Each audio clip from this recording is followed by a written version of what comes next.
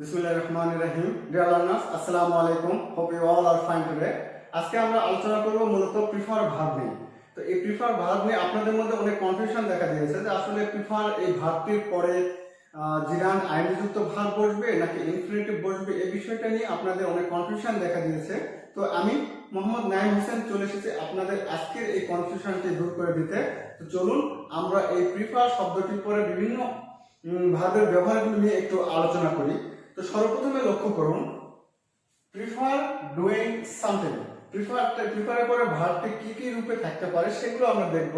তার প্রথমটা একটু লক্ষ্য করুন, প্রিফার ডুইং সামথিং, অর্থাৎ প্রিফারের পরে সরাসরি যদি ভার্ব থাকে সেক্ষেত্রে আমরা আইনযুক্ত করে দিতে পারি, জেরান্ড করে দিতে পারি, অথবা প্রিফারের পরে সরাসরি ভার্ব থাকলে আমরা ইনফিনিটিভ করে দিতে পারি। তাহলে চলুন আমরা একটু এক্সাম্পল লক্ষ্য করি। এটা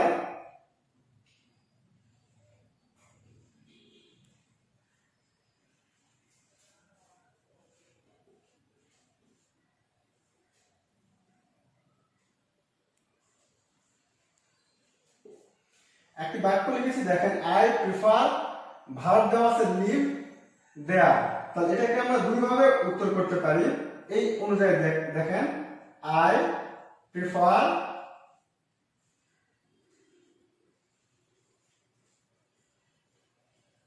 লিভিং দেয়ার, অথবা আরেকটা কিভাবে করতে পারি, আই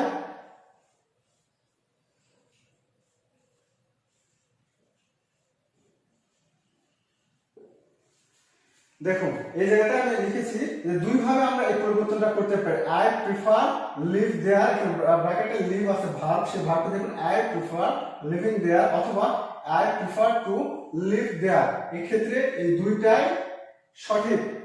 সঠিক।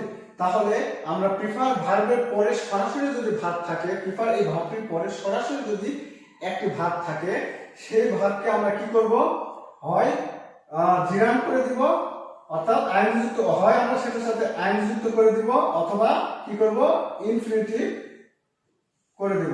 দুইটাই সঠিক। এটা গেল হচ্ছে কিরকম বাক্য, প্রিফারের পরে মনে করলে প্রিফারের পরে একটা ভার্ব আছে এবং তারপরে সামথিং কিছু একটা আছে, সেক্ষেত্রে আমরা চাইলে আমরা সেটাকে কি করতে পারি, আইনযুক্ত করে দিতে পারি, অথবা ইনফিনিটিভ করে দিতে পারি। তাহলে এখন আপনাদের মনে প্রশ্ন উঠতে পারে যে প্রিফার টু থাকলে তো তারপর জিরান্ড হয়, আইনযুক্ত করতে হয়, এরকম কিছু প্রশ্ন আসতে পারে। আসুন সেই বাক্যগুলো আমি ক্লিয়ার করে দেবো। সেই বাক্যটির সাথে এই বাক্যগুলো, এই যে এটা হচ্ছে আমাদের মূল পয়েন্ট, এই যে এটা হচ্ছে মূল পয়েন্ট, প্রিফার ডুইং সামথিং অথবা প্রিফার টু ডু সামথিং, এরকম বাক্য দেখুন। এই দেখুন, প্রিফার ডুইং অর্থাৎ এই যে লিভিং আইনযুক্ত করে দিলাম, সামথিং এখানে দেয়া আছে সামথিং, অথবা প্রিফার ইনফিনিটিভ, তারপরে সামথিং আছে, যে প্রিফার পরে ইনফিনিটিভ সামথিং। দেখুন তার এই কথার সাথে এটা কিন্তু মিলে গেল। তাহলে আমাদের এখানে পয়েন্ট হচ্ছে এই যে এই অংশটা, এই দুটো লাইন আমাদের মনে রাখতে হবে, তাহলে আমরা এটা আমরা সমাধান করতে পারবো।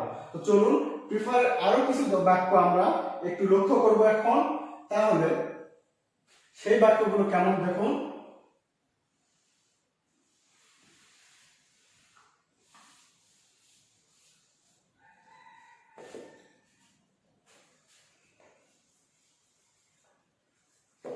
Prefer doing something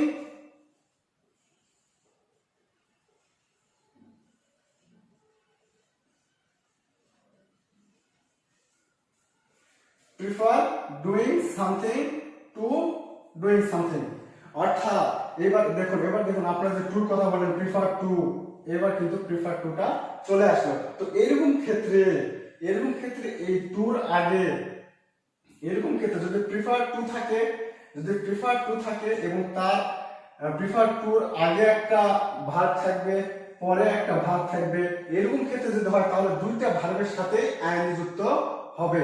তাহলে কিন্তু এই দুইটা ভার্বের সাথে আইনযুক্ত হবে।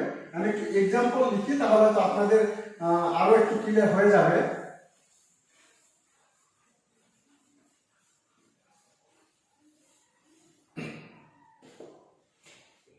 লক্ষ্য করুন, আই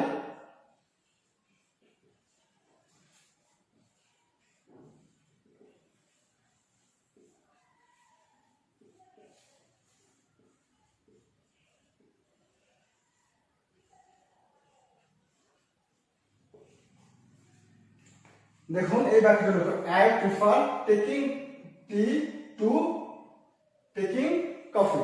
আমি কি করি, প্রিফার টেকিং টি, আমি চা নেওয়া পছন্দ করি বা চা খাওয়া পছন্দ করি, চা পান করা পছন্দ করি কিসের চাইতে, টু টেকিং কফি, কফি খাওয়ার চাইতে আমি চা পানটাই পছন্দ করি।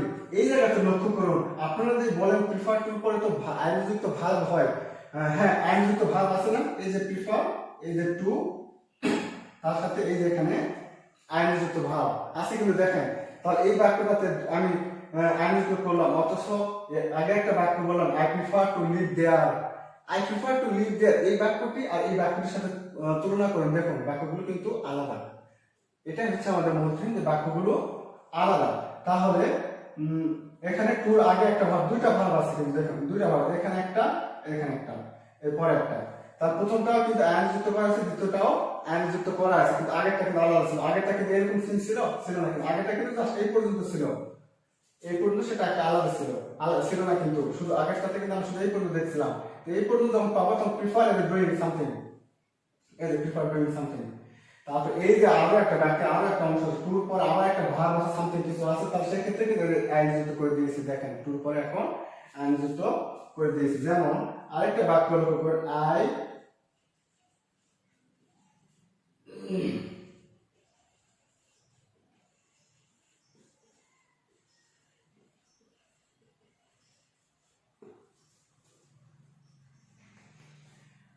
আরেকটি বাক্য দেখুন, I prefer singing to dancing, আমি নৃত্য পরিবেশন বা নাচের চাইতে কি করি, গান গাওয়াটাই পছন্দ করি। তাহলে এই জায়গাতে দেখুন আইনযুক্ত, দেখুন আপনারা যে হচ্ছে প্রিফার টু পরে তো আইনযুক্ত ভার্ব হয় এরকম যে আপনারা জানেন, সেই বিষয়টা দেখুন এখানে কিন্তু ক্লিয়ার হয়ে গেল, কিন্তু এই বাক্যটাতে নয়। আই প্রিফার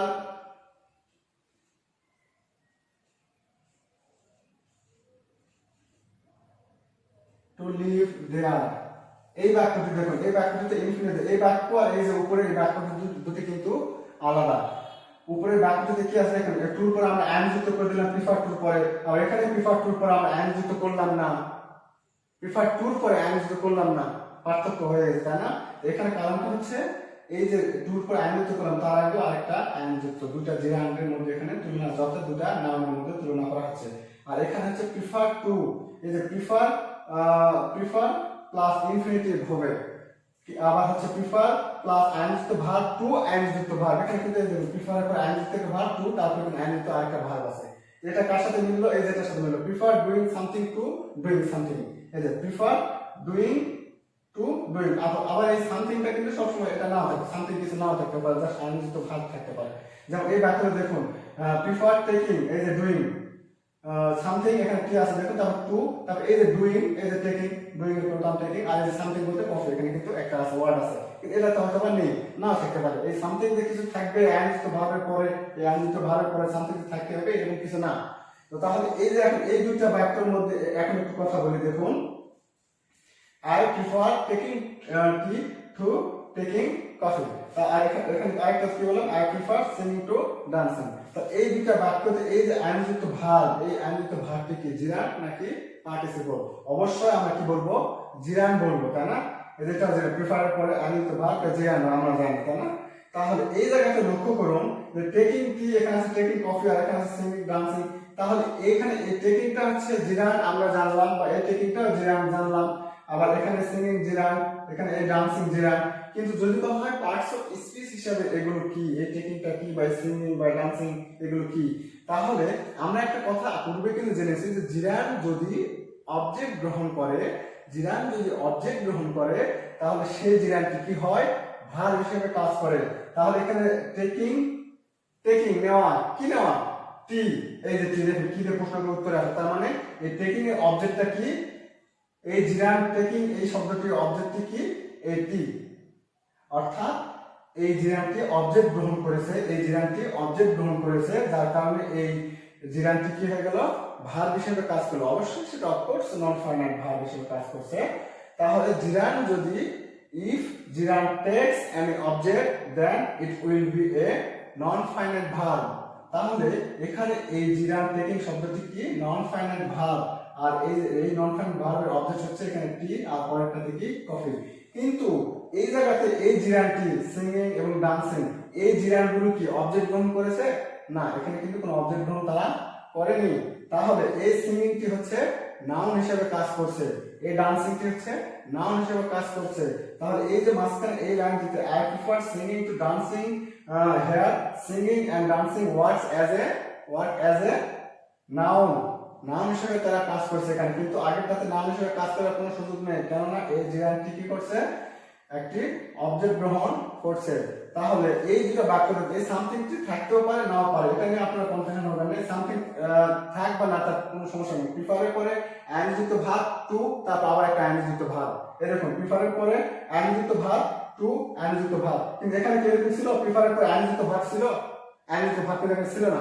তারপরে অংশ অবশ্যই টুর পরে অবশ্যই কিন্তু আমরা আর আইনযুক্ত করতে পারবো না। এই জায়গাতে লক্ষ্য করে, এটা কিন্তু আপনাদের ভুল হবে, কিন্তু এটা একটু দেখা যাচ্ছে আমাদের জানার বাইরেও সঠিক ঠিক না, আমার জানা আছে কিন্তু আমার জাস্ট একটু সচেতনতার অভাবে কিন্তু আমাদের ভুলটা হয়ে যাবে। এখানে বলা হচ্ছে প্রিফার টুর পরে তখনই আইনযুক্ত ভার্ব হবে, প্রিফার টুর পরে তখনই আইনযুক্ত ভার্ব হবে যদি সেই টুর আগে আরেকটি ভার্ব থাকে। প্রিফার ছাড়া প্রিফারের পরে টুর আগে আরেকটি ভার্ব থাকে এবং টুর পরে আরেকটি ভার্ব থাকে, সেক্ষেত্রে প্রিফারের পরের ওই ভার্বটি এবং টুর পরের ওই ভার্বটি দুটো ভার্বের সাথেই আইনযুক্ত হবে এবং সেগুলো জিরান হিসেবে কাজ করবে। যেমন এখানে লক্ষ্য করুন, প্রিফারের পরে এই যে আইনযুক্ত ভার্ব, টুর পরে আইনযুক্ত ভার্ব, এই যে প্রিফারের পরে আইনযুক্ত ভার্ব, টুর পরে আইনযুক্ত ভার্ব। তাহলে দেখুন এখানে টুর আগেও একটা ভার্ব আছে, টুর পরেও একটা ভার্ব আছে, তাহলে দুই ভার্বের সাথে আইনযুক্ত হয়ে এগুলো জিরান হিসেবে কাজ করছে। এবং সেই জিরানগুলোর সাথে যদি অবজেক্ট না থাকে তাহলে সেটি নাউন হিসেবে কাজ করবে, এবং যদি অবজেক্ট থাকে তাহলে এই যে জিরানগুলো কি করবে? এরা নন ফাইনাল ভার্ব হিসেবে কাজ করবে। তাহলে এই কখন প্রিফারের টুর পরে আইনযুক্ত ভার্ব, এই বিষয়টি আশা করছি আপনাদের মধ্যে ক্লিয়ার হয়ে গিয়েছে। আর কখন প্রিফার টুর পরে বেস ফর্ম বসবে, অর্থাৎ প্রিফার টু তারপর বেস ফর্ম, অর্থাৎ টু সহ কি হয়ে গেল? একটা ইনফিনিটিভ ফর্ম হয়ে গেল। কখন? যদি প্রিফার টু পরে ডাইরেক্ট একটি ভার্ব থাকে তাহলে সেটি কি হবে? ইনফিনিটিভ ফর্ম হয়ে যাবে। অথবা আমরা কিন্তু চাইলে এই ইনফিনিটিভ না করে জাস্ট প্রিফার লিভিং দেয়ার করে দিতে পারতাম। আই প্রিফার লিভিং দেয়ার, এটাও সঠিক। আবার আই প্রিফার টু লিভ দেয়ার, এটাও সঠিক। তাহলে আশা করছি এই বিষয়টি নিয়ে আপনাদের আর কোনো সমস্যা হবে না। যদি তারপরে কোনো প্রশ্ন থাকে অবশ্যই কমেন্ট করবেন। চলুন আমরা কিন্তু ইতিমধ্যে জেনে গেলাম যে প্রিফার টুর পরে কখন আইনযুক্ত ভাব দেব আর কখন বেস ফর্ম দেব। প্রিফার টুর পরে তখনই আইনযুক্ত ভাব দেব যদি প্রিফারের পরে টুর আগে আরেকটি ভাব থাকে, সেই ভাবের সাথেও আইনযুক্ত করে দিব, তারপরের ভাবটির সাথেও আইনযুক্ত। এক্ষেত্রে কিন্তু অবশ্যই কিন্তু দুইটা ভাব থাকবে, দুটার সাথে আইনযুক্ত করে দিতে হবে। কিন্তু একটা ভাব থাকে কখন? প্রিফার টু বেস ফর্ম, কারণ টুর আগে আপনার ভার্ব নাই, তার টুর পরে যে ভার্বটা আছে ওটাকে বেস ফর্ম করে দেবো। অথবা আমরা চাইলে এই প্রিফার টু পুরাটাই টু সহ পুরোটাই উচিত আমরা সেই ভার্বের সাথে এন যুক্ত করে দিতে পারি। আই প্রিফার লিভিং দেয়ার, সেখানে বাস করা। তাহলে এইভাবে কিন্তু আমরা করে দিতে পারবো। আচ্ছা চলুন আপনাদের সাথে আরেকটি আলোচনা হলো।